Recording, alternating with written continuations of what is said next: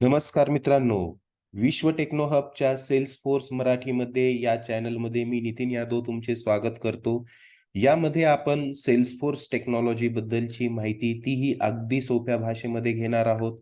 जर तुम्हाला यामध्ये करिअर करायचे असेल किंवा तुम्ही या टेक्नॉलॉजीमध्ये काम करत असाल, तर नक्कीच या चॅनलला सबस्क्राईब व लाईक करा.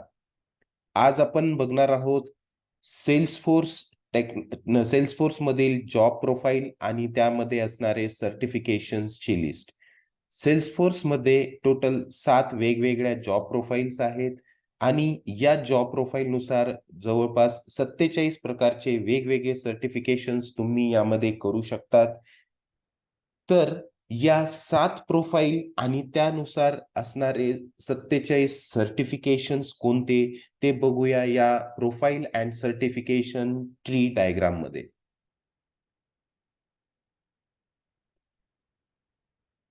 तर मित्रांनो, ही आहे ती ट्री डायग्राम ज्यामध्ये वेगवेगळ्या 7 प्रोफाइल्स दिलेल्या आहेत आणि त्यानुसार लागणारे वेगवेगळे सर्टिफिकेशन्स कोणते ते या ट्री डायग्राममध्ये तुम्हाला इथे दिलेले आहेत.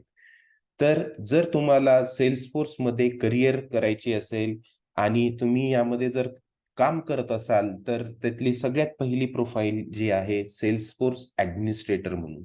तर Salesforce ॲडमिनिस्ट्रेटरसाठी लागणारे सर्टिफिकेशन्स याप्रमाणे certified administrator, advance administrator, business analytics, CPQ specialist, marketing cloud administrator, platform app builder. त्यानंतरची प्रोफाइल आहे Salesforce डेव्हलपर.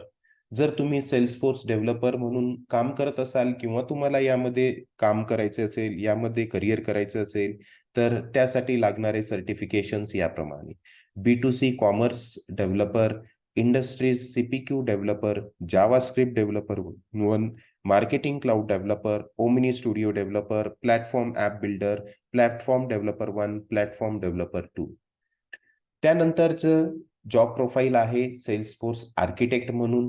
तर Salesforce आर्किटेक्टसाठी लागणारे सर्टिफिकेशन्स याप्रमाणे आहेत: application architect, B2B solution architect, B2C commerce architect, B2C solution architect, data architect, त्यानंतर development life cycle and deployment architect, Heroku architect, identity and access management architect, integration architect, sharing and visibility architect, system architect, technical architect.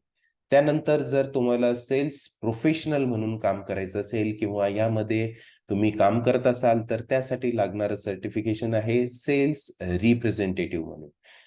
त्यानंतरची job profile आहे Salesforce marketer. Salesforce मार्केटरसाठी लागणारे certifications याप्रमाणे आहेत: marketing cloud account engagement consultant आणि engagement specialist, marketing cloud administrator, marketing cloud consultant, marketing cloud developer, marketing cloud email specialist. त्यानंतरची job profile आहे Salesforce consultant.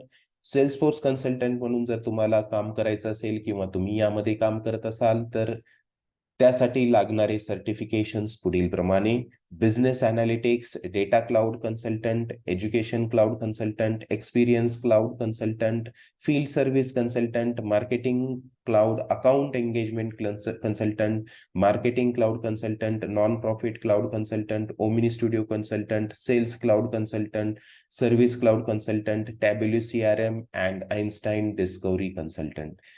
त्यानंतरची प्रोफाइल आहे Salesforce डिझायनर म्हणून. तर यासाठी लागणारे सर्टिफिकेशन्स हे आहेत: स्ट्रॅटेजी डिझायनर आणि युजर एक्सपिरियन्स UX डिझायनर.